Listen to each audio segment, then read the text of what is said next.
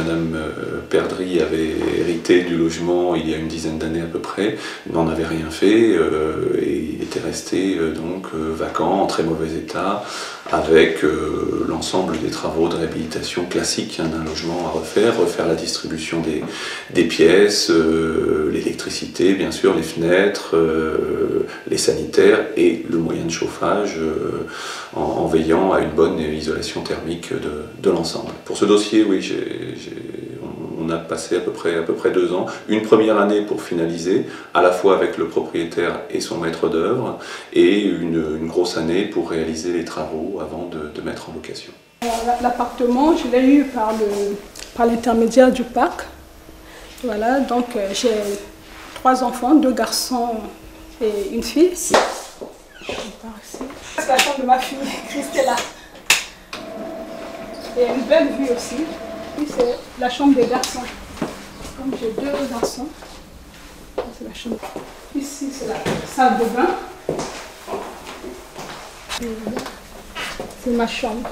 Parce qu'au départ, j'ai eu 2 à 3 propositions. Il fallait encore refaire la tapisserie, faire le papier peint avec mon budget. Bon, comme je suis au RSA, c'était pas possible. Vraiment, parce que ça m'a permis au moins de ne pas faire les travaux. Tout était propre. Je n'ai fait que m'installer. Bonjour, Tabo. Bonjour, madame. Ça va? Ça va, merci. La dernière fois qu'on s'était vu, on avait regardé un petit peu vos factures d'électricité. Donc effectivement, pour toutes vos consommations électriques, chauffage et le reste, ça ne fait pas trop élevé en charge. C'est bien. Non, ça ne fait pas trop élevé en charge. Oui. Ouais. Oui, ça me convient aussi. Oui. Et en plus de ça, j'ai eu par EDF, ils m'ont fait le remboursement.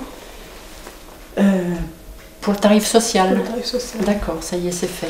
Donc dans le cadre de la maîtrise d'œuvre urbaine et sociale, on a le volet médiation locative, donc que j'assure pour le pacte, et qui est ce lien entre propriétaire et locataire pour que le relogement des personnes se passe le mieux possible, puisque c'est des personnes qui ont le label prioritaire, donc qui sont souvent en difficulté, soit financière, soit sociale, soit les deux.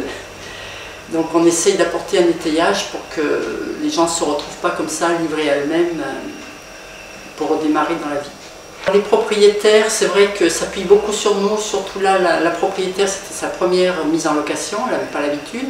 Donc il y a des tas de petites choses, entre autres le calcul des charges, comment faire vis-à-vis d'un locataire, quelles sont les exigences qu'on peut avoir ou qu'on ne peut pas avoir.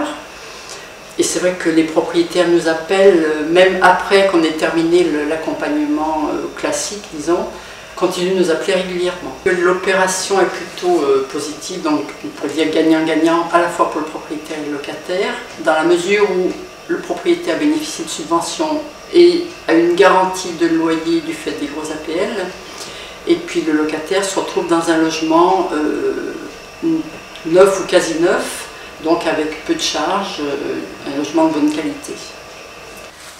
Si vous avez besoin, vous savez où est me rejoindre. De toute façon, je suis aussi en relation avec votre propriétaire. Si elle a un souci, elle me met un petit message, je vous transmets. Hein? Comme d'habitude. Oui. Et puis surtout, n'hésitez pas à appeler le service social du Conseil général qui est à côté. Et puis, bonne continuation. Oui, merci. Voilà.